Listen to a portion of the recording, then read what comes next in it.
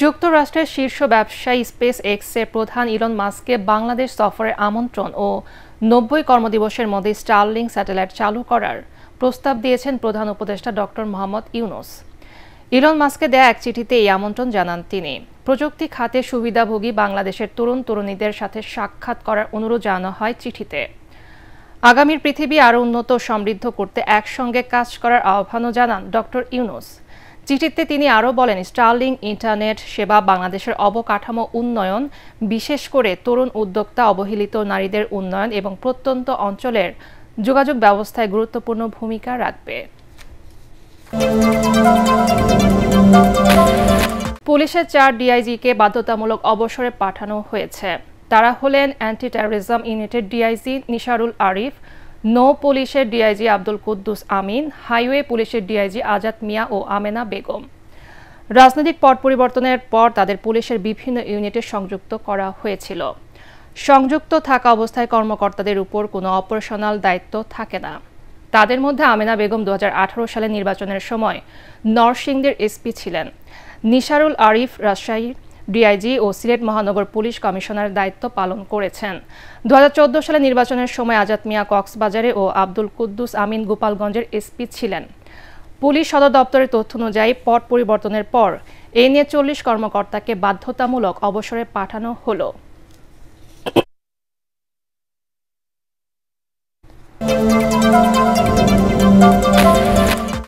সুন্দর ও উৎসব মুখর পরিবেশে আগামী জাতীয় নির্বাচন সফলভাবে আয়োজন স্থানীয় প্রশাসন, আইন শৃঙ্খলা বাহিনী সহ সংশ্লিষ্টদের নিজ নিজ দায়িত্ব সঠিকভাবে পালন করার আহ্বান জানিয়েছেন প্রধান নির্বাচন কমিশনার এএমএম নাসির উদ্দিন।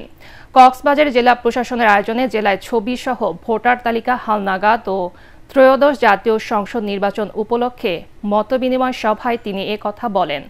জেলা প্রশাসকের সম্মেলন কক্ষে জেলার বিভিন্ন সরকারি দপ্তর ও আইন শৃঙ্খলা বাহিনীর কর্মকর্তারা এতে অংশ নেন।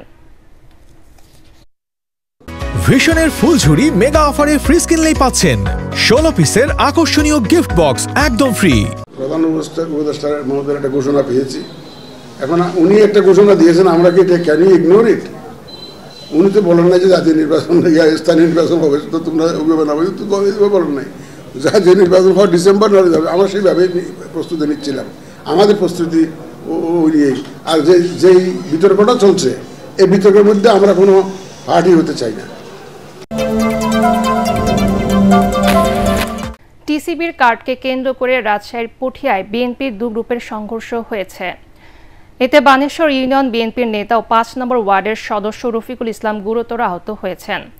বেলা ১১:৩০টার দিকে রাজশাহী নাটোর মহাসড়কের বিলালদহ মাজার এলাকায় এই ঘটনা ঘটে। এলাকাবাসী জানায়, টিসিবি কার্ডের ভাগ নিয়ে বাগবিতণ্ডায় বিএনপি নেতা আনোয়ারুল ইসলাম জুম্মার সমর্থক ইউপি সদস্য রফিকুলকে মারধর ও ছুরিকাঘাত করে পুঠিয়া উপজেলা বিএনপির সাবেক সহসভাপতি ইসফাখারুল হক শিমুলের কর্মীরা। এর জেরে সকালে দুপক্ষের মধ্যে ধাওয়া পাল্টা ধাওয়া হয়। এক পর্যায়ে সড়ক অবরোধ করলে পুলিশ ও সেনাবাহিনী এসে পরিস্থিতি নিয়ন্ত্রণে আনে। আধুনিক ও যুগ উপযোগী প্রশিক্ষণের মাধ্যমে দক্ষতা অর্জন করে আগামী দিনের নতুন চ্যালেঞ্জ মোকাবেলায় প্রস্তুত থাকতে সেনাবাহিনীর ইএমই কোরের সদস্যদের প্রতি আহ্বান জানিয়েছেন সেনাপ্রধান জেনারেল ওয়াকারুজ্জামান। সকালে নীলফামারী সৈয়দপুর সেনানিবাসে ইএমই সেন্টার অ্যান্ড স্কুলের মেকানিক্যাল সেন্টারে ইএমই কোরের বাৎসরিক অধিনায়ক সম্মেলনে তিনি এই আহ্বান জানান। এ সময় দেশ এবং আন্তর্জাতিক পরিমণ্ডলে ইএমই কোরের কার্যক্রমের প্রশংসা করেন সেনাপ্রধান। এ সময় আর্মি ট্রেনিং অ্যান্ড ডক্ট্রিন কমান্ডের GOC lieutenant general Mainur Rahman, EME কোরের নবনিযুক্ত commandant major general SM Ziaul Azim, ৬৬ পদাতিক ডিভিশনের জিওসি ও Rangpur area commander major general Kamrul Hasan উপস্থিত ছিলেন।